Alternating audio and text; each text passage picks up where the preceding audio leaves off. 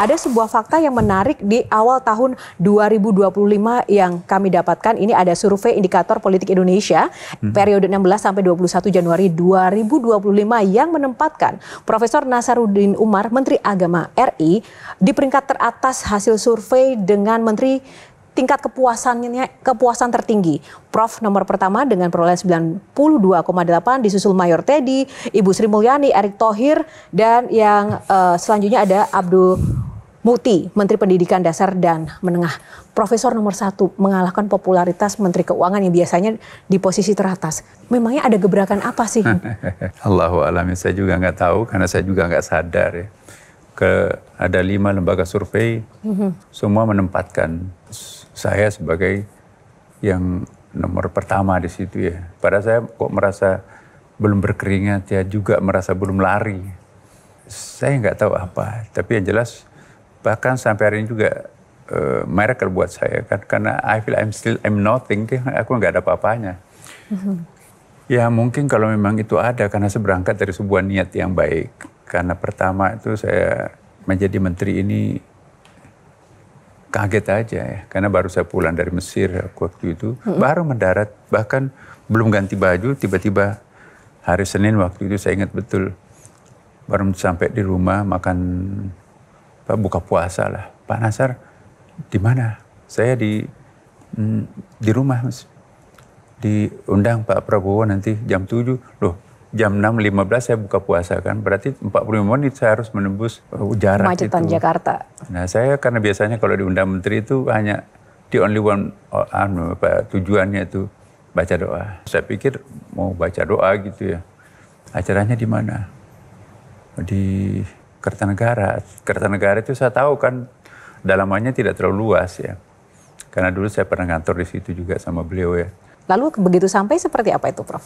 Iya, karena saya di Mesir itu ya, sudah ikuti juga perkembangan. Di internet kan sudah beredar tuh nama-nama Menteri Agamanya siapa, bahkan Wakil Menteri Agamanya siapa. Saya pikir itu sudah permanen, tinggal formalitasnya aja. Jadi saya tidak pernah berimagine akan saya diminta jadi Menteri Agama. Jadi, nah itu juga hal yang khusus buat saya. Mungkin biasanya teman-teman saya dipanggil itu 5 menit ya. Ya, saya hampir 1 jam diskusi pengalaman apa di luar negeri.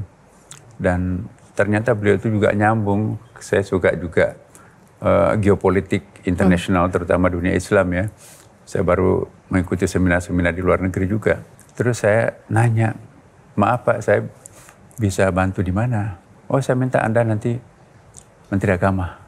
Waduh, saya kaget ya. Saya ingat juga betapa besar PR nanti Kementerian Agama itu kan, ada pansusnya segala macam. Tentu yang harus melanjutkan menyelesaikan itu saya kan. Saya bilang, Pak, mohon maaf Pak, sepertinya bukan saya orang yang paling tepat di membantu Bapak di dalam Kementerian Agama karena saya punya banyak keterbatasan.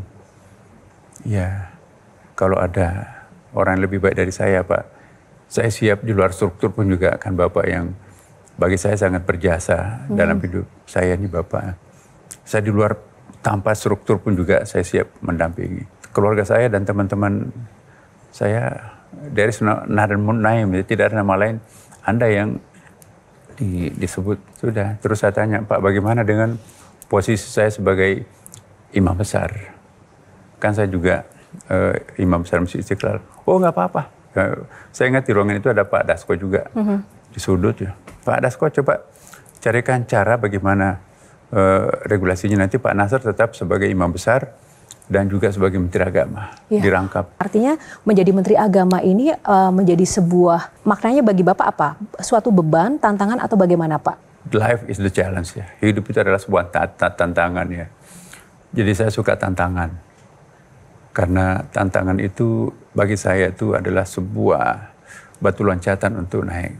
Di mana ada ujian, di situ pasti ada janji kenaikan kelas. Jadi tanpa ada ujian jangan berharap ada kenaikan kelas.